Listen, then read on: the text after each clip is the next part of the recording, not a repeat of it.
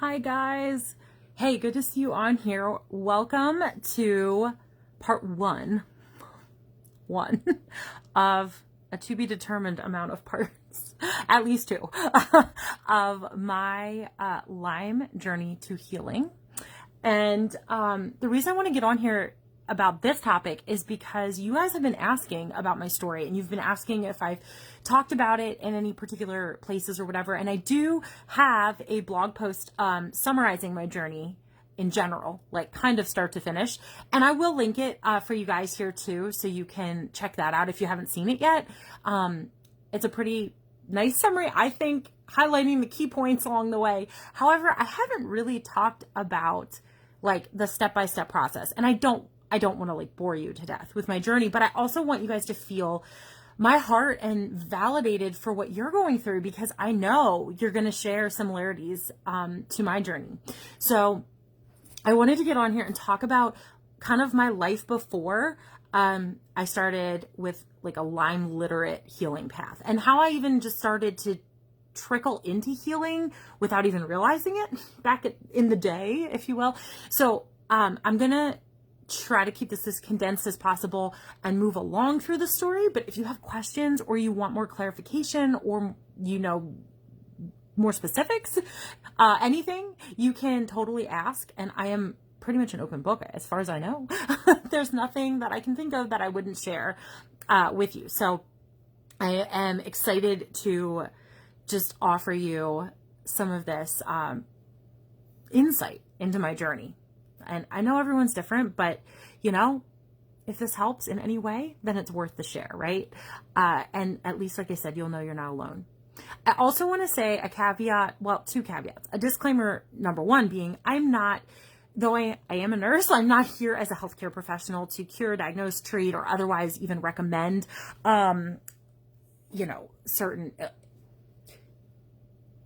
certain treatment options or courses of treatment professionally.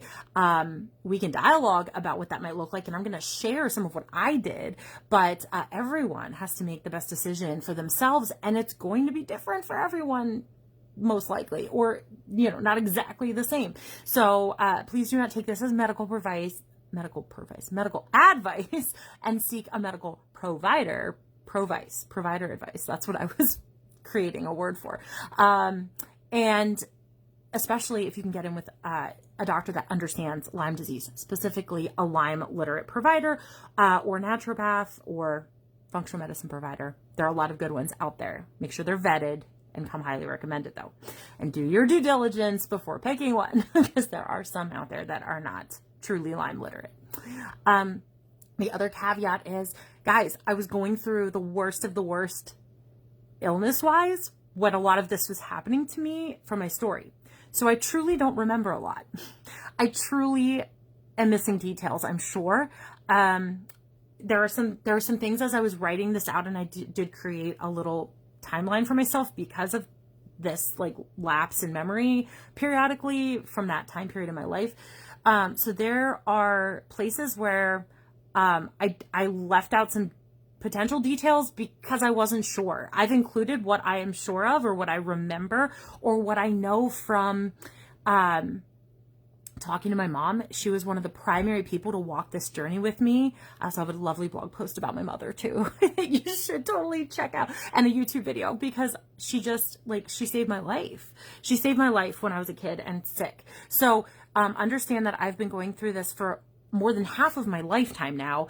And because it started when I was a kid, not only was it a long time ago, and I forget some things, but also I had Lyme. And it affected me neurologically. And I'm sure I don't know every single detail for you. I don't know every single med I was on at every single point in time without scouring my medical records, which I did not do for the purposes of this video, because at the end of the day, treatment is going to look different for all of us potentially, and that may not be information that's actually even important to the story. So if you want to talk about that more on the side, I can dig in a little for you. Okay, so those are my caveats and my disclaimers. So here's how it started. I was bit by numerous ticks specifically on a hike. I remember vividly pulling them off of myself after a hike, but also probably some other times, in life around the age of 11 and 12 years old, roughly. I say that because I was outside a lot. I was very athletic. We went on a lot of hikes as a family and stuff like that with friends.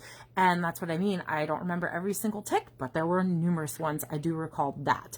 I remember we knew about like Lyme disease. We'd all heard about it, but I never knew anyone that had it. I lived at that age and still live. I haven't moved from central Pennsylvania, high tick area, but never really heard of anyone except maybe some dogs getting Lyme disease. So didn't even think twice about these ticks. And I didn't get sick right away from them. Another interesting caveat, like as in within days, potentially within weeks, at least a couple months, I started getting sick after some of these bites. So no, we didn't send the ticks in for testing. We just yanked them off and hope for the best. I don't even know what kind of ticks they were. Not that it matters really, but it was just kind of like, oh, hiking, ticks, pull them off, move on with life, I was an athlete at the time. I was getting really good with my athletic endeavors, and I loved that aspect of my life. I was homeschooled, and I loved academics, and so I was really invested in my learning, and I was really self-motivated. It was great, to have the opportunities I was afforded. It also turned out to be a good thing I was homeschooled, as I got really sick. I didn't have to worry about keeping up in a school system. But again, you don't know these things up front. So specifically the summer between 6th and 7th grade is when I got really sick. So I literally was bedridden for a full month where I couldn't get off the couch because of malaise, joint pain, fevers, for a full month. I remember missing all the summer activities I was supposed to attend, like my summer camp and like a basketball camp I was supposed to go to. It was like my last year to do that before middle school. It was just like, it was a sad time for me to miss out on so much, and no one knew what was wrong with me. We actually were going to my PCP almost weekly for lab work because they didn't know what was wrong. So they started with like the basic labs, and then every week that I wasn't better, they kept adding like other labs on and having me come back in to make sure I was okay. But you guys, I got a bullseye rash all over my body at that time. I'm nearly positive that is when I had Lyme manifesting, but we didn't know it immediately, even though it looked like it. That's how Lyme illiterate we all were back then. And I even had like a good doctor that cared, that was trying to help me. So please don't get me wrong. I'm not bashing my primary care provider at the time. Know better, do better, like we tried our best. I got so sick, I could hardly swallow. So I was losing weight rapidly because I could barely eat anything. It was like liquids and like very soft food. And I would eat like one meal a day as quickly as possible because it hurt so bad. I mean, it was weird symptoms, lymph nodes swollen. You guys know the drill. So sore and so in pain. I could hardly move, like full-blown flu-like symptoms. But it certainly was not the flu. So I was tested for everything under the sun, supposedly. And the doctor said, I remember I was in the room. I do remember this specifically. He looked at my mom and he was like, she is negative for everything except Fifth's disease. So a few things. Fifth's disease is like one of the childhood illnesses. If you don't know about that, measles, mumps, rubella, chickenpox, Fifth's disease. It's the fifth, like typical childhood illness. And he said, I just had a really extreme case of it, which they had seen before. And he said, mine didn't look that out of the ordinary for an extreme case of Fifth's disease, which is viral and just has to run its course. So this we found out a couple weeks in, or 3, or maybe even the 4th week into me being so sick. And so we were like, well, I guess we just wait this out now, And we didn't ask specifically about every single lab because I'd been tested for a bunch of stuff, including Lyme disease, or so we were told. So lupus, rheumatoid arthritis, I mean, you name like the conditions I was being checked for, and it wasn't, everything was on the table at that point. Thankfully, my doctor was willing to go the extra mile. It's too bad we didn't know better, like I said, to treat for Lyme anyway, and co-infections and whatever else. So we were told everything else was negative. just a little caveat. The interesting thing is we did go back in my adult years when I was officially positive for Lyme to try to get the results of the lab work done at this time when I was a kid from this doctor. And the lab, they had to request the labs because I had already switched doctors as an adult from this provider to one, like, you know, I moved, I got married, I switched providers to something more convenient and on my insurance plan. And so all my records had already switched. But anyway, all this to say, the lab had switched hands and had no record of my labs being sent at all, even the Fitz disease lab and all this stuff. Now, do I believe that labs were sent? I do. I had blood work taken, and this was a very reputable doctor that was trying to do the best for me. So I believe he did send lab work out, but we can't prove what was sent or what the actual results looked like. Could my Lyme have come back negative? Well, we all know Lyme testing is grossly unreliable. So yes, it could have been a false negative, or it could have been too soon to test. This is just another example of where 6 to 8 weeks after a bite is more of the optimal time to test. And maybe I got sick within the first month of the bite. I don't know the exact timeline anymore because we weren't paying that close of attention to it at the time. And so it could have been a little early for optimal test results. Either way, we live in this mystery, but that was the most likely time that I was officially infected with Lyme that we know of. How about that?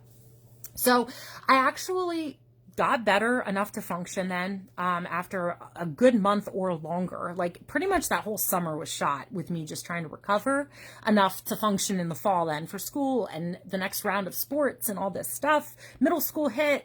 But I never fully recovered. In that, I kept having to deal with migratory joint pains, sprains and strains out of the blue. I would wake up with like a sprained wrist for no apparent reason. Like, yes, I was an athlete, but this would be like not when I was even training or in, you know, it was an off season. My knee ended up getting knee surgery because I did have torn cartilage in my knee that like they did find, but it was swollen and they had to aspirate fluid. It was so bad I couldn't walk. And what they found wrong with it was torn cartilage. Well, it could have been part of this bigger picture too. You just don't know. You know, there was all this stuff throughout those like early teenage years, middle school and early high school years that like were just odd for an otherwise healthy kid. Thankfully my immune system was pretty good and I wasn't sick a ton, but I did just seem to have odd immune responses sometimes to things. Like sometimes when I would get sick, I would continue to get colds or like, you know, lower level viruses, nothing like crazy, back to back to back until I would finally be able to recover, which like isn't always typical for an otherwise healthy person. You should be able to recover better from things. And like I said, the joint pain was bad. I would get headaches and then I started getting migraines, not frequently, but enough that it was annoying, you know, especially as a kid. My gut was a little wonky and off. I remember that. Again, couldn't put my finger on it, but all that to say, I started hopping specialists, trying to find out why I was so fatigued as a kid. That shouldn't be. I was so in pain. The chronic pain was really awful. I just couldn't get comfortable. And I started seeing, you know, a rheumatologist and infectious disease specialist. This after going back to my PCP a couple times and them not knowing but thinking autoimmune things. So they're sending me out to specialists for that. Gosh, I was told all the things you guys are probably told. It's psychological. The ID specialist, the infectious disease specialist I saw told me nothing was wrong with me and I needed to take an ibuprofen and go for a walk every day. I'm trying to look here and just make sure I'm on track with who else I saw. I feel like I saw like another specialist too, but anyway, it doesn't really matter. I was basically bounced around a bit. We landed on sticking with a rheumatologist that was actually trying to be helpful, but again, not addressing Lyme, but he was invested in figuring out like what was going on with all these random symptoms. And so I started building up autoimmune diagnoses basically. So I was dealing like I said, with migratory joint pain, fatigue and brain fog, and it all got worse after the summer before sophomore year. So that summer specifically, this is like now 2 or 3 summers later, that from the initial like probably Lyme infection, I was functional but not great, like just getting by. I was kind of the picture of chronic fatigue and fibromyalgia and those kinds of things. And that summer I went to basketball camp and got a pretty significant concussion at basketball camp. And then I got vaccinated for like specialty vaccinations for a missions trip to Mexico, like hepatitis and the things you need to get to go out of the country. And those two things are a major hit on one's body. I'm not here to debate like brain injuries or vaccinations, but those things can have huge impact on not just your immune system, but every system and functionality of your cells in your body and your neurological status. And we didn't know, or maybe would have done things differently. But I think those two things started major flare-ups for me. And I got significantly sicker following that summer.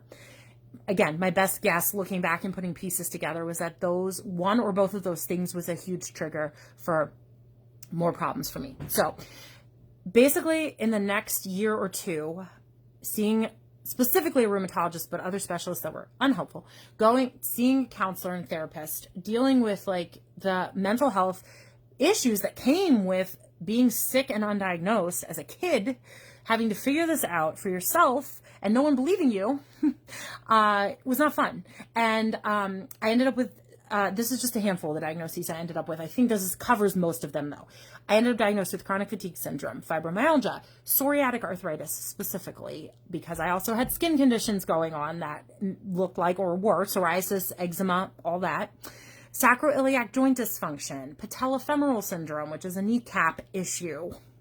Migraines, vasovagal syndrome, Raynaud's phenomenon.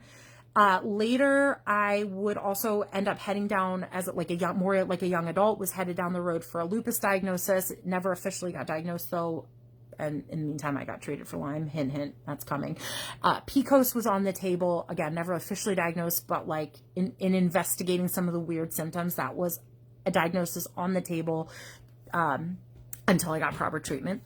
And, IBS was also a diagnosis on the table because my gut was wrecked too. So, all those things were either diagnosed or on the table, being investigated, in my teenage years and as I got older too.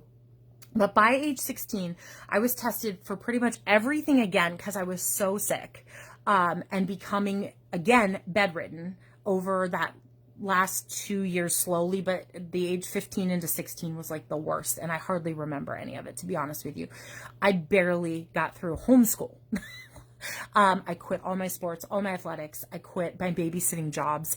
I actually for a time quit all work, except I actually had become a piano teacher at home from my house. So I was able to do that, but only on my terms, like certain hours, certain number of students, because I couldn't handle more than that. I literally quit my life just to survive and function. That is when same PCP group that I had seen as a kid, been with my whole childhood, tested me again for everything, was really invested again in trying to help figure out what's going on. And that is when the Lyme came back positive for IgG and IgM. So therefore looking like a chronic Lyme picture at that point. And my PCP knew enough to know that, which was really cool.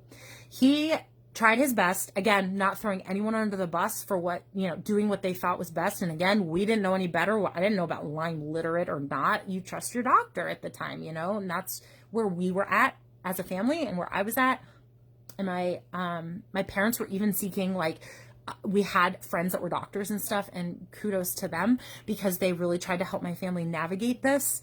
But again, limited exposure and information related to Lyme. So my PCP tried to help, being not Lyme literate. He gave me a month of oral antibiotics, doxycycline to be specific. It was hell. I felt horrible. My gut was wrecked.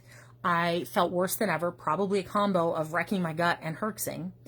At the time, we were like a healthy family, but we weren't like super healthy, if that makes sense. We thought we were doing things to be healthy in terms of eating right, like whole wheat bread and skim milk and not too much sugar, but low fat, all the things that were kind of trendy healthy back then and weren't really healthy and probably not my best interest. But again, when you don't know better, you can't do better. So I think a lot of that contributed to me having like a horrible experience on antibiotics, gut-wise especially, and flare-up wise. By the end of the month, I maybe was feeling a little bit better, but my doctor said if I felt better, he would be happy to give me more antibiotics or even IV antibiotics, which is kind of shocking back then. I mean, this is like almost 20 years ago. But I felt so bad and didn't feel like it helped my symptoms so much that we agreed to just stop. We stopped treatment and, just decided to move on. So my autoimmune diagnoses continue to pile up. I know I listed them all already, but at this time they're piling up as I'm progressing through my teenage years. And, that's the other specialist I saw. So I had at this point seen rheumatology, infectious disease, and neurology because of my concussion and the lingering neurological symptoms from that, and or Lyme also, y'all. Now we know. And I was getting nowhere. It was like medical whack-a-mole, right? Like therapy, like I said, all the things that the medical system could provide me with no answers other than vague diagnoses of, well, maybe it's fibromyalgia because you have pain everywhere, and chronic fatigue because you can't get out of bed, and all these things. So at that point, we were so desperate that my parents were willing to kind of look at any options to make me feel better. And that was sweet of them. And I appreciate it because it actually was the best thing they did. And we did collectively. We started actually seeing a homeopathist that other friends of ours were seeing for different reasons. And he actually was an MD that, so he was certified, like, whatever. He was still licensed when we went to see him. He was licensed as a medical doctor, but he was practicing homeopathy when we started to see him. And that, and my mom actually stumbled across a massage therapist in our neighborhood that did a technique called myofascial release, which I know for some people it's controversial. For some people it can make things worse or make them feel worse. But for me, myofascial release and homeopathy were two of the things that literally helped me survive my teenage years. I started to feel a little bit better. Myofascial release helped tremendously with my pain. I remember my first treatment at age 15. I still see that same provider, by the way, for myofascial release. Going on 20 years now. I've seen her, almost 20 years. And that myofascial release, I remember saying, I can breathe again. Megan saying, your doctor just recommended myofascial release. If it's done properly, it's intense, but it can be super healing, I think. I think it is just, there's so much about it that is like a truly healing therapy, just in and of itself. So I would definitely look for, since you mentioned it, hint, nudge, nudge to the side here, I would look for a John Barnes trained myofascial release provider. He is kind of the guru of myofascial release. And at this point, in what I've researched and know about it, I would not go to someone that wasn't trained in his style or by him directly, which mine was. I don't know if he's still doing trainings in person, but he's got a training like setup going on. So John Barnes trained is what I recommend, because he is kind of the guru of myofascial release at this point. So those changes, myofascial release and homeopathy, actually led my family into dietary changes and more alternative therapy minded ways of thinking. And I started to feel a little bit better, finally. I did still see my rheumatologist. I did still see the traditional medicine community because that's what you did, that's what you do. But I was now bolstering my immune system. The homeopathist led us to lab work that finally allowed me to replace vitamins and minerals that were depleted. He actually tested me for heavy metal issues. He was aware of mold and all the kinds of things so he may not have been Lyme literate on top of the Lyme disease itself, but he was looking at the whole picture finally, and that got us somewhere. So it was kind of like this breath of fresh air. I could breathe again, releasing the pain from the due to the myofascial release. And then I was getting better medical help than I ever got from this homeopathist and his testing and his way of looking at health. So alternative medicine and supplements and diet pretty much got me functional again more than anything ever had. but they still weren't fixing the problem entirely because we weren't like addressing the Lyme spirochete and the co-infections and all that. But it was my first glimmer of hope in many years. The autoimmune and chronic illness picture still existed for many more years, though, before I wised up to next level Lyme treatment. And that's what we're going to talk about next. So this has been the full part one, the best of my knowledge and to the best of my condensed ability. But if you have questions, like I said, go ahead and ask me. I will keep an eye on the comments, and I would love to hear if you share any of my experiences, what you think about it. You know, it is like, this is a place to be kind and thoughtful of each other and me. This is my story. This is what happened, whether it's right, wrong, or otherwise. It got me to where I am today, even if roundabout and convoluted. So that is why my mission exists, to help you get to healing faster, better, and expending less time, energy, and money doing it than I had to literally half a lifetime ago. So thanks for tuning in today. I hope you're having a happy, wonderful Monday, and I hope the rest of your week is wonderful. I will see you back here probably next week for part 2 of the Lyme healing journey I've been on. All right. See you guys.